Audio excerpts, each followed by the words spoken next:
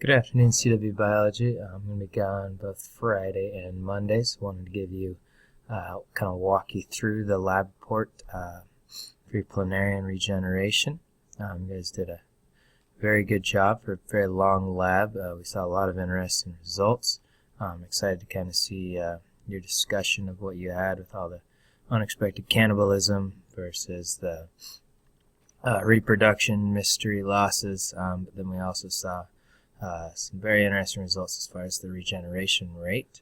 So this is your opportunity to put together your entire 2-3 week work, put it together into a very nice, clean, polished presentation. So I have here that this is on, go on to the Edmodo. This lab report will be uploaded there. I also will upload this URL for the video in case you want to go back at any time. This one you are going to type it. Okay, so if you have any for your drawings, for your pictures, you're probably going to want to scan those in either just by taking a picture, being able to upload them. If you have any technical difficulties, by all means, you got plenty of people in the class who can help you, or you can come find me Tuesday morning. You need to make sure for both your introduction and your conclusions, a lot of the work that you're going to get as far as the information is not necessarily it's not going to be your own, so make sure you have full text citations. So within the text you need to have it cited, and then you need to have a works cited page at the very end. If you don't have a works cited score, the highest you get is 50%. Next year, if you're a senior, you go to college, you don't have a works cited page, the best you'll get would be a 0. Then make sure this lab report, as far as how I've got it arranged, this is the exact order that I want everything in, so make sure it's all organized correctly. As usual, obviously it was your own individual lab, but your introduction needs to be your own work. Everything here needs to be your own work. Nothing, by all means, have discussions with each other, but all the work needs to be your own. So I was just going through as far as things you need. You're going to need to come up with a scientific title that should include everything. When you do include a title and you're talking about planaria, you need to look up what the scientific name is. You'll need planaria. So when you have planaria in the title, then in parentheses, in italics, you're going to come up with, you're going to put in its scientific name for the Planarian flatworm. So anytime that you include an organism, okay, like if it was the wolf, you'd have the wolf, and then in parentheses you'd have the Canis lupus. Then your introduction, which you should already have written in your notebook. So for this part, it's just going to be typing. The last bullet point will probably be something that you're going to need to potentially ask or add. But one part that you already had, you should have what are stem cells and how they work. Go through how planaria regenerate. Describe what a neoblast does and how it recreates the organism. So those 3 bullet points were already on the screen when you a few weeks ago when you were writing your introduction while we were waiting for the planaria to come. And then the last one is you're going to describe the purpose of your experiments. You're just going to provide a little short snippet as far as what you were doing and ultimately what you were trying to find out. Then you have your specific scientific question that you came up with. Include your hypothesis. Include the variables. As far as list the different controlled variables that you had, be specific, so they should involve numbers. Then you should have your procedure. Make sure your procedure is step by step. Every single step should be its own line, should be numbered, so it should not be paragraph form. And make sure you include the data collection method, as far as you should definitely include how you did the determined if the photoreceptors were functional yet or not. Then your data tables. All of your qualitative observations. Okay, I'm going to be really looking for the detail as far as the movements, discussing what you saw as far as maybe the length. Definitely include what you had. Anytime there was, hopefully you wrote down anytime there was different amounts of cannibalism, different amounts of reproduction. Make sure so. I want you to organize all your qualitative observations, both by date and by condition.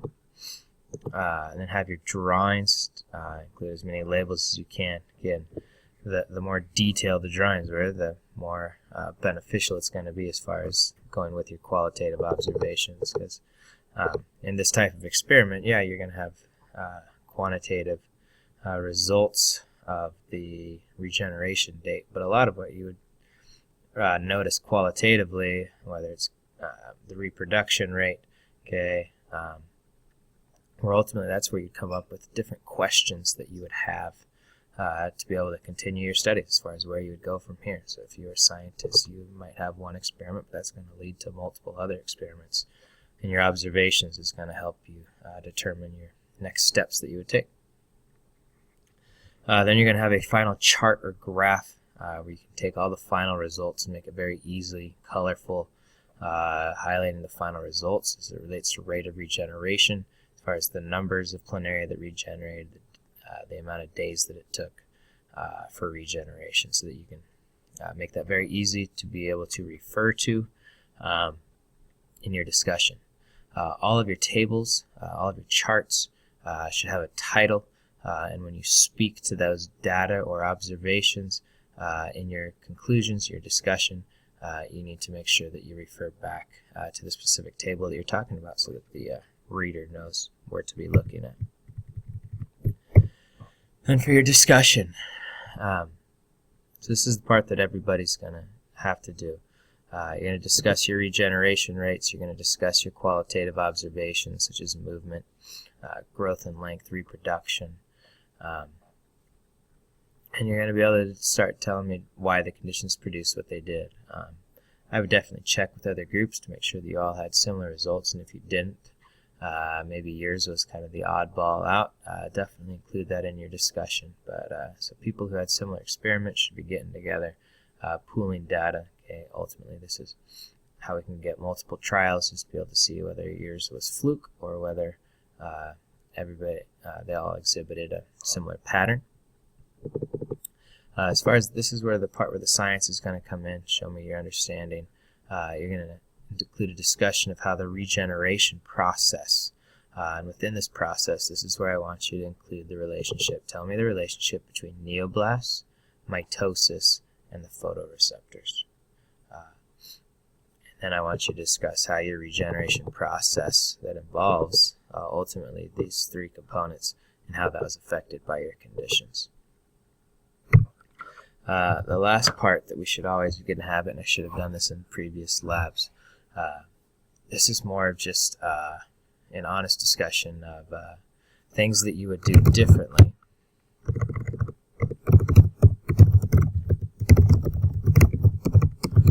if you were designing this lab.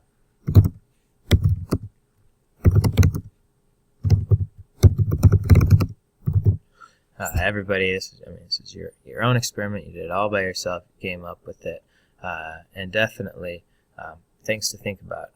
Were there other variables that you didn't take into account that came up? Especially the temperature people. You had all sorts of different issues. So kind of just really be able to discuss things that you do differently if you had to redesign this lab, and discussion of errors that took place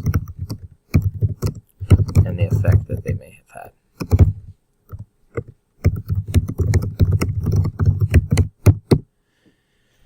And we all have errors in the lab, and really this is just a process of being able to reflect on your experimental design, as we have multiple labs coming up in the next trimester, to be able to discuss what you would do differently. So that is your lab write-up if you want to B. If you want the A, I have a few kind of a next additional area that you want, but if you're perfectly content with the B, then by all means you can just stop right there. It's going to be definitely a beefy enough lab write-up. But if you want the A, I've got some results from a university lab. And here are the results, two different parts to their research. And I want you to take the information that they learned to be able to answer 4 different questions. So planaria were exposed to radiation, and it killed the dying cells. The irradiated planaria lost their capacity to regenerate any type of tissue when they were cut, so they lost their regenerative abilities. And the irradiated planaria survived for several weeks on the virtue of their already differentiated non-dividing cells. So the cells that were no longer going through mitosis, and they had already differentiated from the stem cells. And the planaria eventually died, which is kind of an obvious one. Part 2, the neoblasts were then isolated and injected into the planaria that had been radiated. The hosts regained their capacity to regenerate every type of tissue, and these host planaria then survived. So based upon these results, these 4 areas, going a little bit deeper on the regeneration process and neoblasts and stem cells in general, and then ultimately being able to relate it to humans, because this is a model organism. This is an organism that we can easily study, but as humans, we want to be able to see what we can learn from them to be able to apply to our stem cell field. So, describing the special function that neoblasts have. Would neoblasts be considered? There's kind of 3 different types of stem cells. And so you're going to look up totipotent, pluripotent, and multipotent, and you're going to be describing which one neoblasts are and why. For humans to have the ability to regenerate, what do they need to have?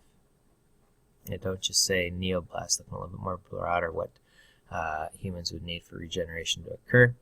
And then the 4th one I'm really especially interested in, is that this is a model organism, and I want you to describe in detail one way how we can understand how planaria regeneration could be applied to be able to help humans, and describe just one way in detail how this understanding could help humans.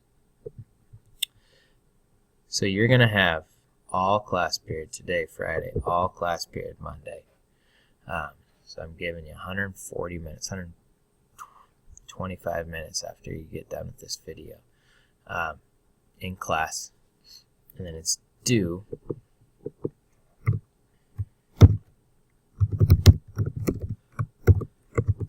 Wednesday, March 15th at 11:30 a.m. So that's when you enter class on Wednesday. I'm going to put this up on Edmodo.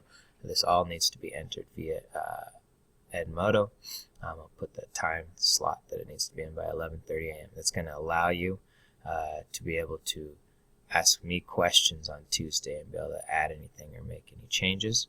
Go ahead and email me. I'll be in Spokane. By all means, go ahead and email me rather than message me through Edmodo, because I'll get notifications easier via email. If you have any questions, again, you have all day Friday, all class Monday. Do not sit there and play Clash. Do not waste your time and just say I'm going to do it at the weekend. Okay, go ahead and utilize your class time. If you use your class time, you should be able to get 80% of this done in class. All right, enjoy your weekend. Have a great time.